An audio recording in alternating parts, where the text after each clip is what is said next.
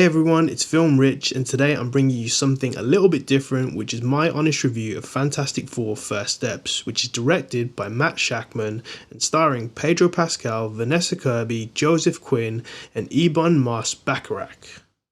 This marks the 37th film in the Marvel Cinematic Universe, but more importantly, it kicks off Phase 6.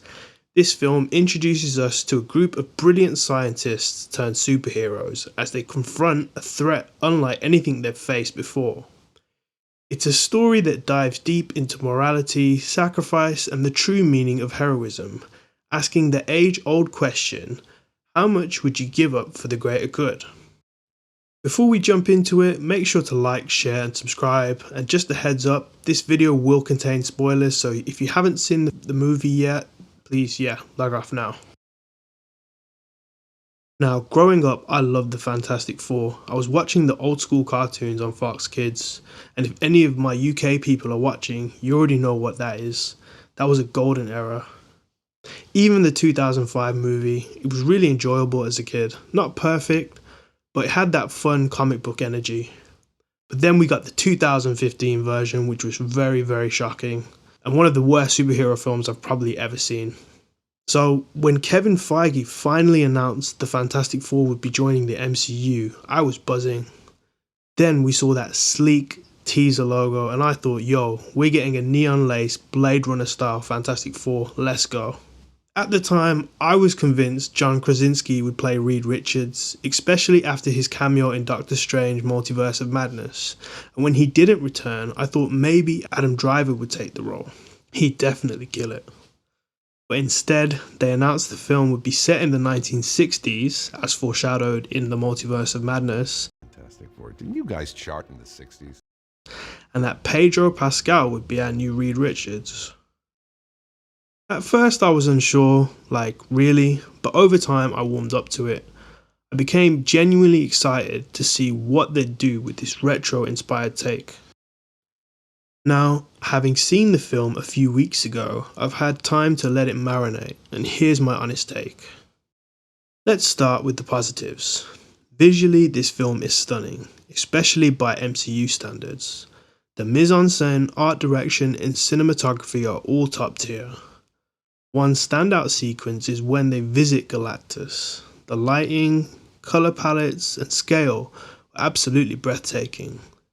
It honestly felt like I was watching Star Trek or something out of another sci-fi movie. You can tell there was a strong visual identity here and it worked. The performances and character arcs are also strong across the board. Pedro Pascal, as always, delivers a solid performance. He's been everywhere lately. While I personally don't think he's a perfect fit for Reed Richards, something about him feels a bit too understated. He still carries the role well though. But in all honesty, Vanessa Kirby's Sue Storm steals the show.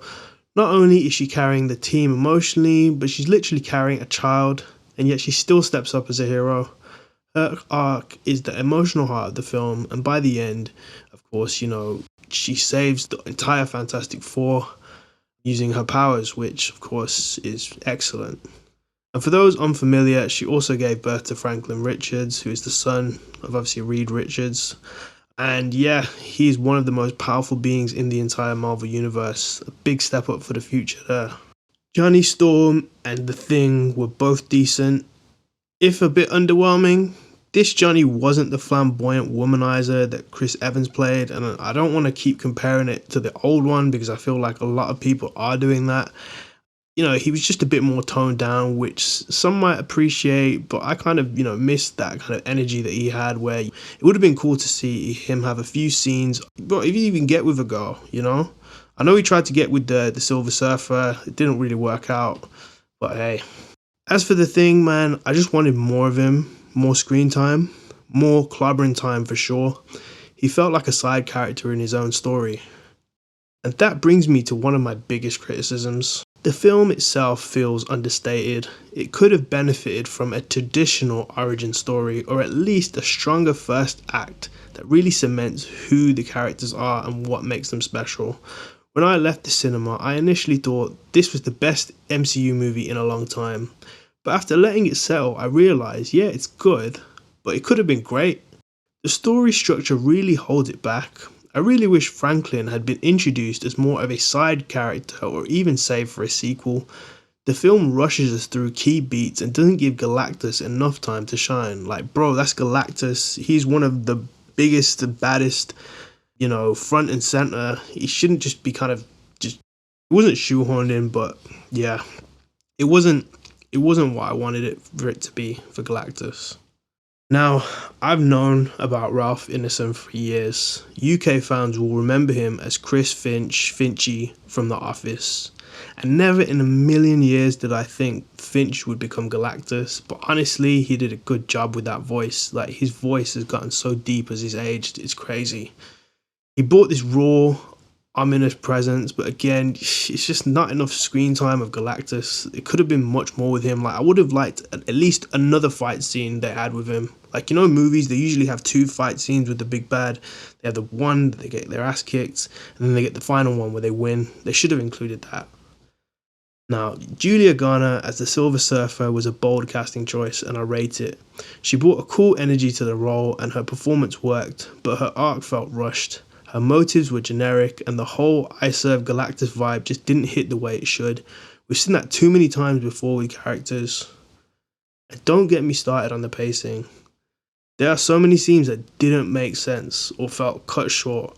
I get they were trying to set up future films, but this one needed more time to breathe. Like, alright, look, if Reed Richards is so smart, at the end, when Galactus realizes that Franklin isn't in the cart, or the baby carrier, or whatever you want to call it, and he's in the building, shouldn't have Reed known that, like, Galactus has those powers because he previously saw through Sue Storm and could see she's carrying a baby?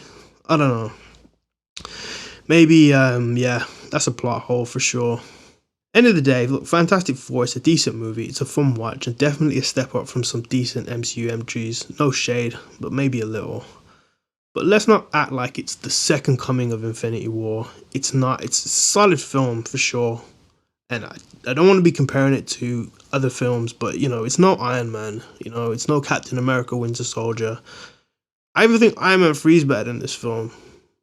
But at the same time, it's just, his films have changed. Hollywood has changed.